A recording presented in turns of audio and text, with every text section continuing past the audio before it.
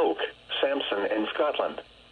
Freeze warning remains in effect from 2 a.m. to 8 a.m. Sunday. Temperatures, lows tonight 30 to 32. Timing, the coldest temperatures will occur late tonight, between 5 a.m. and 8 a.m. Impacts, freezing temperatures and frost could kill sensitive vegetation. A freeze warning means sub-freezing temperatures are imminent or highly likely. These conditions may damage crops and other sensitive vegetation left unprotected.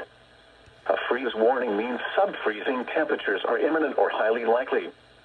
These conditions may damage crops and other sensitive vegetation left unprotected. Repeating, a freeze warning remains in effect from 2 a.m. Sunday until 8 a.m. Sunday for the following counties in North Carolina, Cumberland, Hoke, Sampson, and Scotland. Here are the 1 p.m. observations.